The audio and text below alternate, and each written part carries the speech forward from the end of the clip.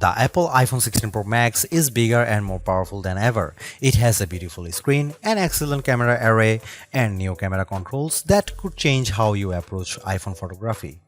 Power and battery life both get a boost to make this the big screen smartphone of your dreams. Apple Intelligence offers some useful and intriguing features, but it's not yet the thing that will or should drive upgrades. Still, if you have been holding on to an iPhone 12 or 13 Pro Max, this is probably the moment for a big screen upgrade. The iPhone 16 Pro Max was announced at the Apple Glow Time event on September 9, 2024 and it's shipping from September 20. This is a larger phone with more screen, more power, AI and a brand new camera control button, but it still costs the same as last year's iPhone 15 Pro Max in the US and UK. It's actually a little cheaper in Australia. I'm not arguing that $1,199 for a 256GB iPhone is cheap, but at least Apple didn't raise any price hike by $100. Apple also made a point at this year's iPhone 16 launch event of talking about some big trade-in deals. Its point, I think, was that you probably won't be paying full price for these phones. The virtually identical iPhone 16 Pro costs $999 but starts with half the storage space. If you like big screens and want a reasonable amount of storage for all that 4K 120fps video, you probably want to choose the iPhone 16 Pro Max. The iPhone 16 Pro Max is available in natural titanium, white titanium, black titanium and desert titanium, which is the color of my test unit. I still prefer the black. It might seem like Apple's phone design strategy is now why mess with a good thing. In some ways, that's true. The iPhone 16 Pro Max doesn't stray far from the aesthetic first established with the iPhone 12, but also carries forward the myriad challenge made over the last few generations, like the smoothed out edges and new action button which replaced the silent switch on the Pro models last year. Its dimensions are close to those to the iPhone 15 Pro Max but enlarged by a few millimeters here and there. The 16 Pro Max is 163mm by 77.6mm by 8.25mm and weighs 227 grams. That's 6 grams heavier, 3.1mm taller, and 0.9mm wider than the iPhone 15 Pro Max. If you are comfortable holding and using the iPhone 15 Pro Max, I suspect you will have no trouble with the iPhone 16 Pro Max. I can't say the new phone feels substantially larger in my hand, but I do notice the difference in screen size. The bottom edge features microphone and speaker perforations, along with a USB-C port that, with the right cable, can support Thunderbolt 4 data transfer speeds. There's also a speaker slot along the very top edge of the display. Together with the bottom edge speaker, this phone can produce undistorted room-filling sound. Highs are sharp, mids are strong, and bass is good for the device size. Button placement is mostly identical to last year, with the volume buttons and action button on one side and the larger power or sleep or Siri button on the other side. They are joined, however, by a new button, camera control, roughly the same size as the power button. The camera control button is a multi-purpose control that can recognize physical presses and lighter presses to enable haptic response and gestures. It offers instant access to the camera and with those other presses and gestures to various virtual millimeter lenses and camera settings. The materials and build quality are once again excellent. Apple used grade 5 titanium on the body over a graphite-clad aluminum substructure. Apple has also upgraded its ceramic shield, which may make it less susceptible to cracks and scratches, although I was quite careful with my 1TB desert titanium test unit, so I can't say for certain if this is the case. Okay, I did get it wet, purposely running the IP68 rated iPhone 16 Pro Max under a garden sprinkler. It was fun to watch the screen activating as it was touched by 1,000 tiny fingers when it was just water droplets, but the phone was otherwise unmoved and unharmed by the deluge. Sometimes I wonder how Apple might say its next screen technology. Will it add duper to it so it becomes super duper Retina XDR display? I mean, it may have boxed itself into a corner, but Apple skirted the issue this year by leaving its iPhone display technology pretty much untouched. This is a giant screen 6.9 inches, achieved through a combination of a slightly larger chassis and pleasingly thinner bezel.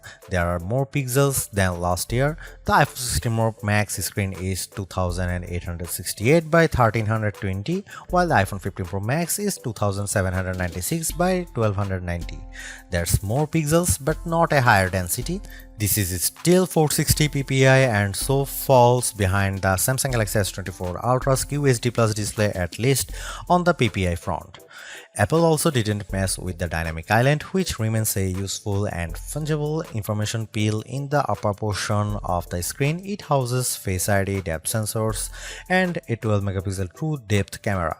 The camera takes excellent selfies and is my go-to for biometric unlocking.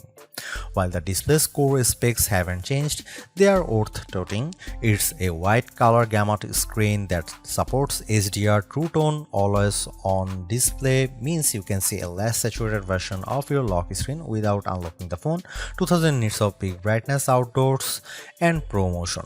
Speaking of which, everything I did on the iPhone 16 Pro Max looked fantastic. I don't even notice the dynamic island when it's inside one of my games, and streaming videos via the likes of Netflix tends to crop out the cutout. I know everyone wants to talk about Apple Intelligence, but it's the changes to the core iOS 18 platform that will have the biggest impact on your iPhone 16 Pro Max day-to-day use. Photos, for instance, has gotten a huge overhaul, and one that I'm not entirely sure makes it better. It's a situation of who moved my cheese, as many of your core features may have shifted or been replaced. The Photos app now defaults to search and collections, which might throw people who are expecting to see their photo library. Still, if they get used to using search for some natural language queries that yield useful image results, they might be pleasantly surprised. The iOS interface is now more customizable, and if you want, you can leave spaces in your app grids. You still can't place an app icon in space that, say, straddles two spaces in the invisible grid, but I think people will appreciate this new level of flexibility. Apple seems a bit obsessed with summarization. Summaries exist in writing tools and in the new Safari, which has a slightly hidden highlights feature. Look for a tiny hamburger menu on the left side of the address bar. You can use that to turn it on, and it will take, for example, a lengthy New Yorker article about Ronald Reagan and condense the thousands of words into a paragraph summary. Impressive. So I worry that such a boil down might leave out important nonsense. There's even a new passwords app that consolidates and surfaces all the password feature Apple has previously hidden in features like keychain. Now you have an easy to access app to manage sometimes confusing password and security word. One of my favorite new iOS 18 features is Math Notes. Inside Notes, you can scribble any question, and when you put an equal sign at the end of it, Math Notes automatically solves it and writes the answer in what will look just like your own penmanship. It's a smart bit of machine learning. None of this is as sexy as Apple Intelligence, but this and the myriad of other changes coming with iOS 18 might be more readily practical than what you can currently do with Apple's AI efforts. Apple's 13-year-old digital assistant has burst out of its floating bubble, and now when you summon it, takes over the whole screen. I switched between calling Siri by name and using a long press on the power button to call it, and each time the entire screen was encased in a beautiful multicolor glow. The display almost appears to flash when you press that button, and when you make your request, the screen pulses in response. Siri really seems more alive than ever. This, too, might be the most exciting part of the update. Apple Intelligence features that give Siri access to information about you on the phone to make its responses more contextually relevant are not here yet, nor are app insights that might help dig into applications to enable features and actions. Instead, we get a Siri that is somewhat better at handling the ahs and ums that sometimes happens when you are trying to craft a Siri prompt. I found that Siri can understand some confused talk, although if you are nearly incoherent, Siri will be lost too. Siri did well on some question and was effective at opening the FaceTime camera when I said I wanted to take a selfie. It also did well when I asked how I could share my Wi-Fi password, returning a concise step-by-step guide. One other nice Siri update is the text to Siri. All it takes is 3 taps on the bottom of the screen to open a Siri window in which you can type in your prompt. It's a nice, discreet way of getting the answer or help you need. Writing tools, which you can find when you type text in notes, emails, or messages, offers to make your writing better in a variety of ways. I'm a confident writer and communicator in email and messaging, so AI assistance in these tasks doesn't appeal to me. There are 2 millions who feel otherwise and may find these tools useful. I noticed how while writing tools offers to make your text more professional, concise and friendly, it does a stellar job of never losing a misconstructing the meaning of your original text. Photos is where Apple Intelligence shines. The new cleanup option in Edit is effective at removing unwanted objects from phone. When I opened a photo and tapped the cleanup eraser icon, it immediately offered to remove a few people from the background of my photo. I wanted to keep them, so I choose an object I wanted to remove, drawing over it.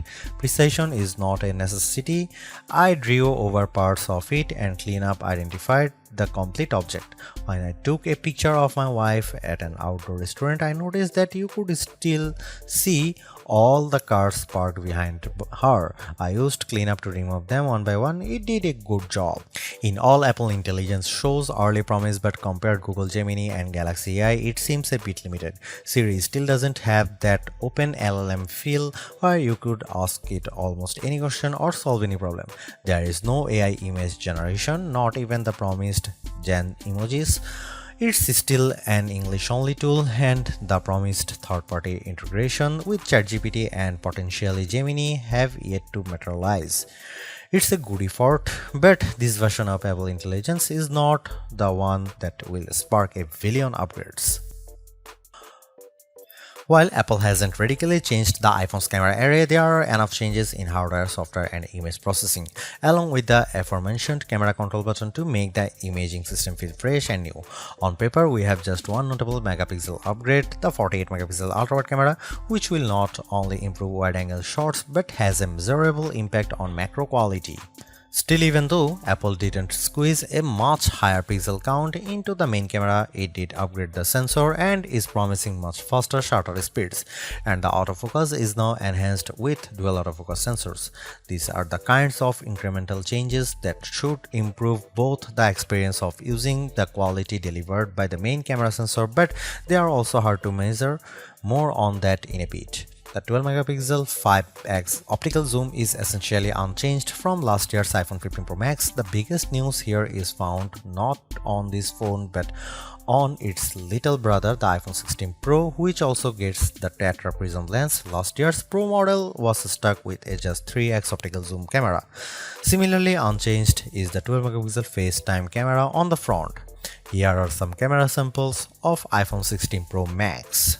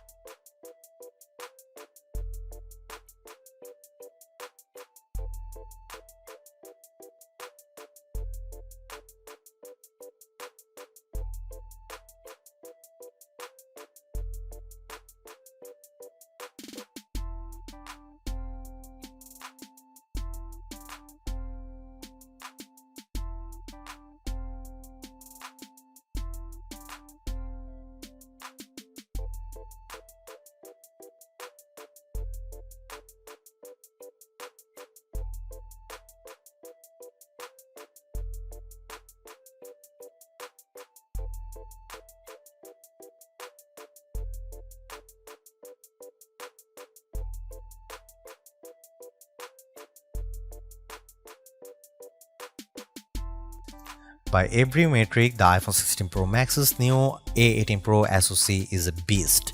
It outperforms the A17 Pro and Qualcomm's Snapdragon 8 Gen 3 in most benchmarks, while Apple isn't backing the CPU with as much memory as you might find in, for instance, a Google Pixel 9 or Samsung Galaxy S24 Ultra. The iPhone 16 Pro Max and its A18 Pro chip make good use of the 8GB it has. That the iPhone 16 Pro Max is essentially a mini computer in your pocket should surprise no one. Apple Silicon has provided ample power for everything from everyday productivity tasks to 4K video editing and AAA console gaming. The A18 Pro is no different, but in this case, we have an even larger canvas on which to enjoy its benefits. I'm not sure I could find a task this phone couldn't handle. If I have one criticism, it's that the phone does seem to get a bit warm during, for instance, gameplay and video editing in CapCut.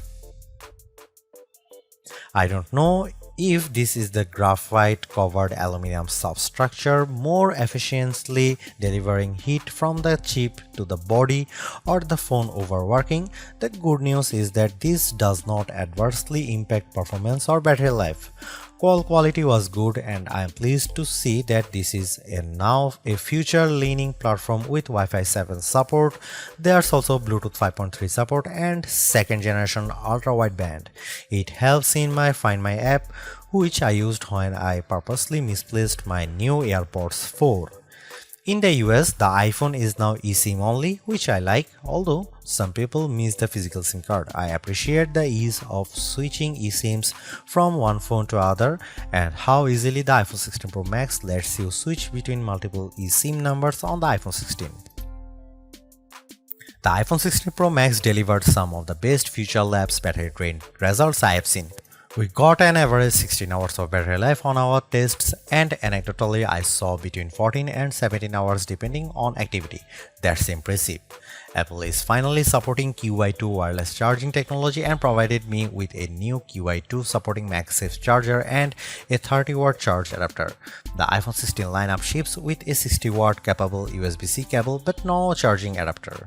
Using those two accessories, I recharged the iPhone 16 Pro Max at 44% in 30 minutes. Apple claimed 50% in 30 minutes, so this is pretty close. A full charge took about 2 hours. One thing not a lot of people know is that with a standard USB-C cable, you can charge your AirPods or Apple Watch off the iPhone. The iPhone 16 Pro Max have everything we have come to expect in a year-over-year upgrade even without Apple Intelligence.